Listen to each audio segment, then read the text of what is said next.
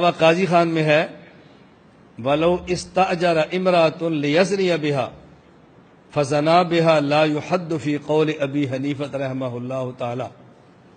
اگر کسی شخص نے عورت کو کرائے پر لیا پیسے دے کر کہ میں تمہیں اتنے پیسے دوں گا مجھے زنا کرنے دو، اجرت پر لیا اور اس سے زنا کیا، تو کہتے ہیں امام صاحب فرماتے ہیں اس عورت پر اس آدمی پر کوئی حد نہیں ہے. اب اعتراض کیا کرتے ہیں کہ دیکھو جی امام ابو حنیفہ رحمۃ اللہ علیہ یہ زنا کے دروازے کھول رہے ہیں. امام ابو حنیفہ رحمۃ اللہ علیہ زنا کے دروازے کھول رہے ہیں. کہتے ہیں آدمی پیسے دے کر عورت سے زنا کرے تو ایسے آدمی پر حد ہی نہیں ہے، جب حد نہیں تو پھر جائز ہے. میں نے کہا بات سمجھو، ایک ہے زنا کا جائز ہونا اور جائز نہ ہونا، ایک ہوتا ہے ایسے زانی پر حد لگنا اور حد نہ لگنا. حد لگنا نہ لگنا اور مسئلہ ہے، اور زنا کا جائز ہونا ناجائز ہونا یہ اور مسئلہ ہے. اگر صرف حد نہ لگنے سے اگر کوئی چیز جائز ہو جاتی ہو تو حضرت عبداللہ بن عباس رضی اللہ تعالیٰ عنہما کا فتویٰ یہ ترمذی کے اندر موجود ہے. فرماتے ہیں من اتل بہیمۃ فلا حد علیہ، کوئی آدمی کسی جانور سے بدفعلی کرے تو ایسے آدمی پر کوئی حد نہیں. تو اس کا کیا معنی کہ جانور سے بدفعلی کرنا جائز ہوگا؟ اب بتاؤ اگر میں آپ سے کہوں کوئی آدمی پخانہ کھا لے اس کے اوپر کوئی حد نہیں، تو غیر ملک اٹھ کے پخانا شروع کر دے کیا کھانا شروع کر دے کیوں؟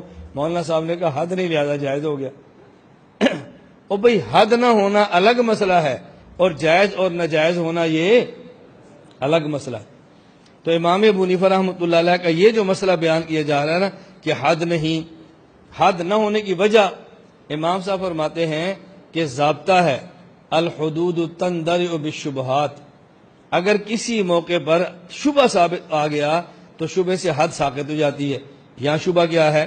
قرآن کریم میں ہے فَمَسْتَمْتَعْتُمْ بِهِ مِنْهُنَّ فَآتُوهُنَّ أُجُورَهُنَّ، جب تم کسی عورت سے نکاح کرو تو عورت کا حق مہر دیا کرو.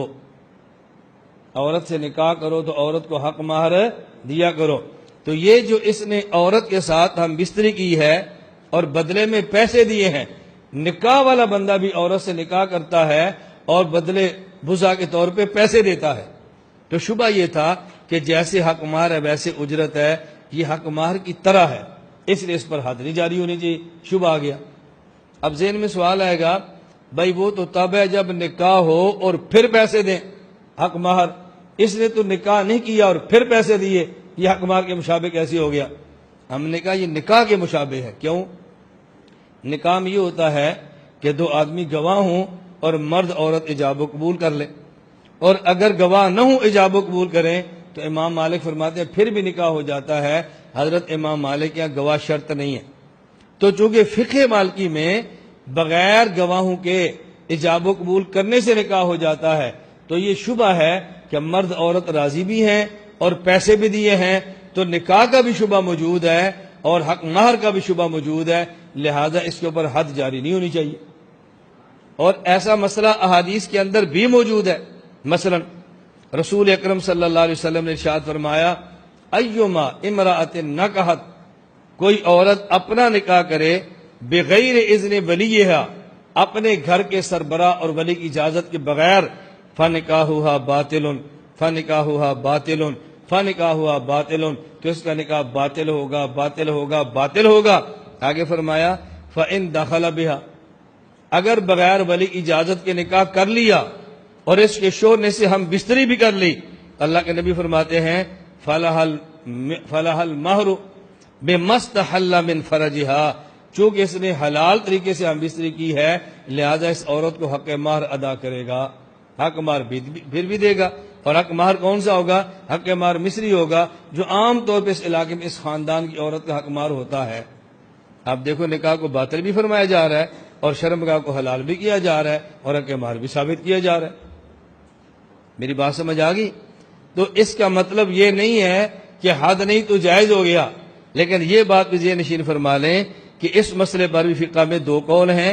ایک قول یہ ہے کہ حد ہے اور فتویٰ اس بات پر ہے کہ اس پر ایک یہ حد نہیں اور فتویٰ اس پر ہے، اس پر حد یہ ہے.